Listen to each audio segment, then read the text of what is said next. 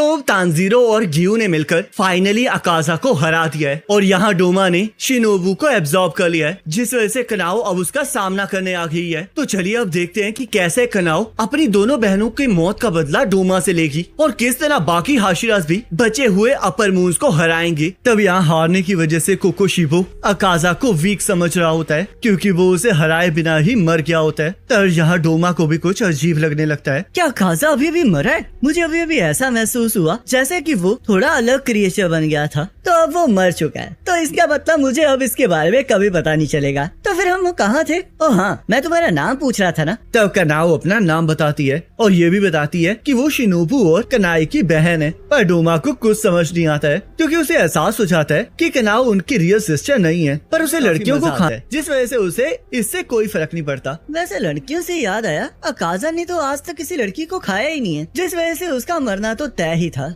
मैंने उसे कहा था कि वुमेन के अंदर बहुत सारे न्यूट्रिएंट्स होते हैं क्योंकि उनके पेट के अंदर बच्चा होता है, तो इसलिए अगर वो उन्हें खाएगा तो वो और ज्यादा ताकतवर हो सकता है। पर अकाजा ने सिर्फ उन्हें खाने से ही नहीं मना किया बल्कि उन्हें मारने से भी मना कर दिया था। और ये कितनी अजीब बात है ना कि उसे इस चीज की इजाजत भी मिल गई थी। अकाजा को हमेशा स्पेशल ट्रीटमेंट मिलता था और देखो वो फिर मर गया। मैं बहुत ज्यादा दुखी हूँ क्योंकि वो मेरा बेस्ट फ्रेंड था। अपनी बकवास करना बंद करो, जो कि मुझे पता है कि तुम जो भी बोल रहे हो वो सब कुछ झूठ है। तुम्हारे बेस्ट फ्रेंड के मरने के बाद भी तुम्हारा फेस बिल्कुल भी चेंज नहीं हुआ और ना ही तुम्हारा चेहरा गुस्से में लाल हुआ है। वो इस वजह से क्योंकि मैं एक डेमन हूँ। डेमन ब्लिंक नहीं करते हैं, पर उनकी बॉडी के अंदर भी ह्यूमंस की तरह ब्लड फ्लो करता है, जिस वजह से उनका फेस का कलर चेंज होता है। पर तुम्हारे लिए तो मुझे बहुत बुरा लग रहा है क्योंकि तुम्हें तो कुछ फील ही नहीं होता। जो भी इस दुनिया में पैदा होता है उसे गुस्सा, खुशी और सैडनेस फील होती है, पर तुम उन फीलिंग्स को नहीं समझ सकते जिसके बारे में तुम्हें भी पता है। पर तुम लोगों से झूठ बोलते हो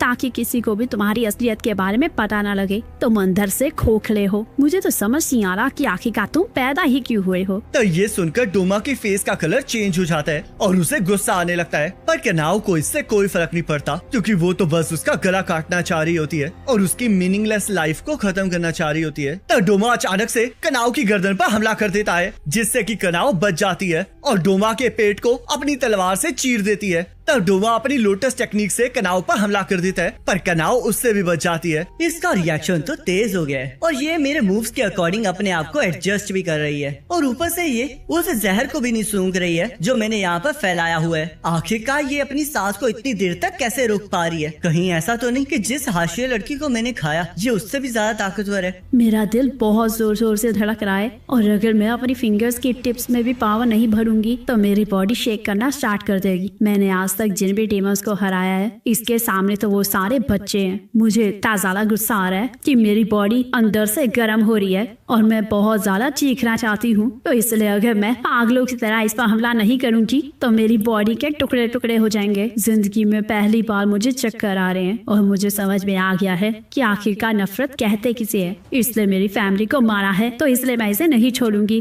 तब कनाओ फ्लावर ब्रीथिंग की 5th फॉर्म को इस्तेमाल करके डोमा पर हमला कर देती है, पर डोमा को कुछ भी नहीं होता और वो भी अपनी ब्लड डीमन आर्ट से कनाओ पर हमला कर देता है, जिसे कनाओ अपनी 2nd फॉर्म से रोक लेती है। तब डोमा को समझ में आ जाता है कि कनाओ उसकी बॉडी मूवमेंट्स के हिसाब से उसका अगला मूव प्रेडिक्ट कर रही है, जिस वजह से डोमा सीधा कनाओ की आंखों पर हमला कर देता है ताकि कनाओ कुछ देख ही ना पाए। पर कनाओ उसके हमले से बचकर 6th फॉर्म से डोमा के गले पर हमला कर देती है, अपने आप को बचाकर ब्लड डीमन आर्ट से उस पर हमला कर देता है। अगर मैं इसके हमले के ज्यादा करीब रही तो मेरी आंखें फ्रीज हो जाएंगी। तब कनाओ पीछे हटने लगती है और डोमा अपनी लोटस वाली टेक्निक से उस पर हमला कर देता है, जिससे कि कनाओ बच जाती है और पानी में गिर जाती है। पर डोमा फिर भी नहीं रुकता और उस पानी को फ्रीज करते हुए कनाओ पर हमला कर देता है, जिससे कनाओ अपने आप को बाल बाल बचा पाती है। तब कनाओ नोटिस करती है कि उसके ऊपर आइस स्पाइक से हमला हो गया है, जिस वजह से कनाओ को और दूर जाना पड़ता है। तुम तो काफी दूर जा रही हो। अगर ऐसे ही चलता रहा तो तुम मेरी गर्दन तक कभी पहुँच ही नहीं पाओगी। तब अचानक से डोमा कनाओ की आंखों के सामने से गायब हो जाता है और कनाओ नोटिस करती है कि उसकी तलवार भी गायब हो चुकी है। तब हम देखते हैं वो तलवार डोमा के पास होती है, जिस वजह से वो लोटस की पंखुड़ियों से कनाओ पर हमला कर देता है। पर क्योंकि कनाओ के पास अपनी तलवार नहीं होती तो इसलिए वो समझ नहीं पा रही होती कि आखिरकार वो क्या करे। पर तभी इनोसुके छत को तोड़ते हुए अंदर आ जाता है और अपनी बीस्ट ब्रीथिंग की 5th फॉर्म से कनाओ को बचा लेता है। क्रॉस मुझे बिल्कुल सही जगह पर लेकर आए हैं, तो चलो फिर अब लड़ा जाए। तब इनोसुके डोमा को घूर घूर कर देखने लगता है, जिससे कि उसे पता चलता है कि डोमा अपर मून 2 है और वो उसे मारने की बातें करने लगता है ताकि वो हाशिरा बन सके।